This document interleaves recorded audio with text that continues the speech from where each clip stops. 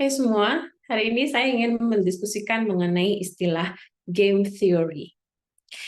Game theory adalah sebuah pendekatan matematika yang digunakan untuk menganalisis situasi pengambilan keputusan, di mana terlibat beberapa pemain, masing-masing dengan kumpulan preferensi dan kepentingan mereka sendiri. Dengan kata lain, ini adalah cara untuk mempelajari bagaimana manusia, individu, ataupun kelompok membuat keputusan strategis dan berinteraksi satu sama lain dalam berbagai skenario.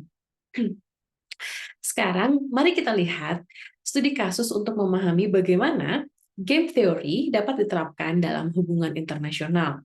Salah satu contoh klasik dari game theory yang sering dipakai dalam kelas-kelas kerjasama internasional adalah mengenai prisoner's dilemma. Prisoner's dilemma adalah sebuah skenario di mana dua penjahat ditangkap oleh polisi dan diberi pilihan untuk bekerja sama satu sama lain atau mengkhianati satu sama lain.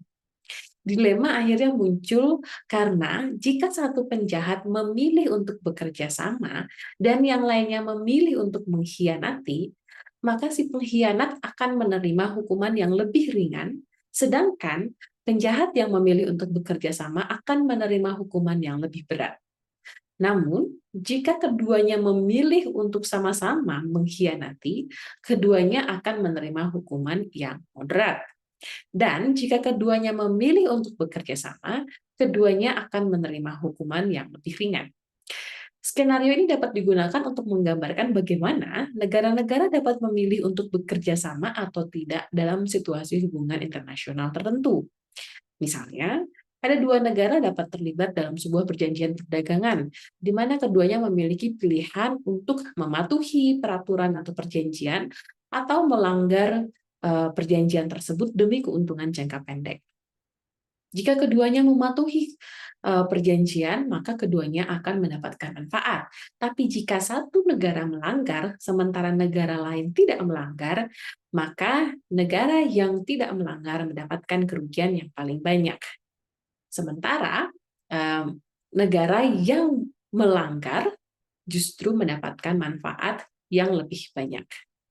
Penerapan game teori dalam hubungan internasional telah berkembang untuk mencakup di berbagai topik, termasuk dalam hal pengendalian nuklir, pembentukan aliansi, dan juga penyelesaian konflik. Ini memberikan satu perspektif bagi para pembuat kebijakan dengan alat yang berguna untuk memahami perilaku strategis aktor lain di dalam sistem internasional dan bagaimana merespon dengan tepat. Nah, itu kiranya beberapa sedikit diskusi sederhana mengenai game theory. Mudah-mudahan bisa bermanfaat dan sampai jumpa di video berikutnya.